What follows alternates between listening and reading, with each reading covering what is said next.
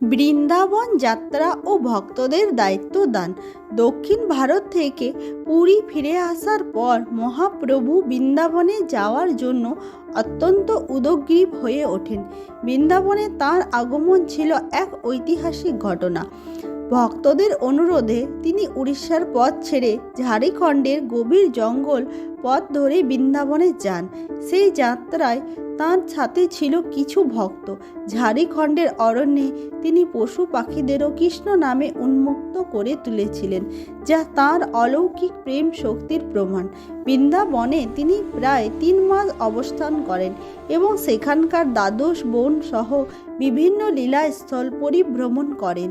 বৃন্দাবনে তিনি তাঁর 2 প্রধান অনুগামী রূপ গোস্বামী এবং সনাতন গোস্বামীকে বৃন্দাবনের লুপ্তপ্রায় লীলাস্থল উদ্ধার এবং ভক্তি শাস্ত্র রচনার গুরু দায়িত্ব অর্পণ করেন। এই 2 গোস্বামীর অবদান গৌড়ীয় বৈষ্ণব দর্শনে চিরস্মরণীয় হয়ে আছে। পুরীতে অবস্থান ও অষ্টপ্রহর কীর্তন। বৃন্দাবন থেকে ফিরে আসার পর মহাপ্রভু মধ্যলীলার বাকি অংশ পুরীতেই অতিবাহিত করেন। এই সময় পুরী হয়ে উঠেছিল ভক্তি আন্দোলনের কেন্দ্রবিন্দু। এই লীলার অন্যতম প্রধান আকর্ষণ ছিল পুরী রথযাত্রা উৎসব। রথযাত্রার সময় মহাপ্রভুর জীবনমাদ প্রেম এবং গভীর ভাবাবেশ প্রকাশিত হতো, যা দেখে ভক্তরা বিস্মিত ও মুগ্ধ হতেন। হাজার হাজার মানুষ তাঁর অলৌকিক প্রেম দেখে কৃষ্ণ নামে মাতোয়ারা হতো।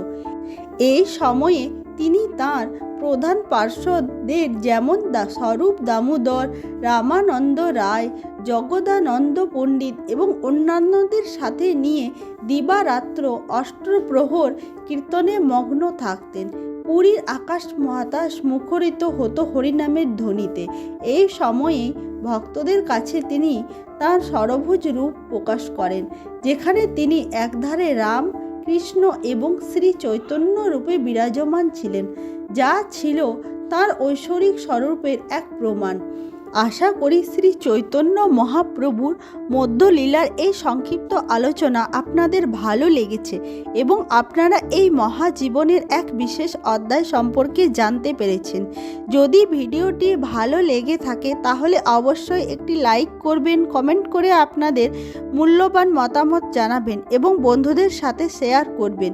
আমাদের চ্যানেলে নতুন হয়ে থাকলে সাবস্ক্রাইব করে পাশে থাকা বেল আইকনটি ক্লিক করতে ভুলবেন না, যাতে এমন আরও আধ্যাত্মিক এবং জ্ঞানমূলক ভিডিও আপনারা দেখতে পারেন।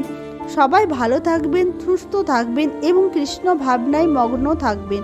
দেখা হচ্ছে পরের ভিডিওতে। হরে কৃষ্ণ।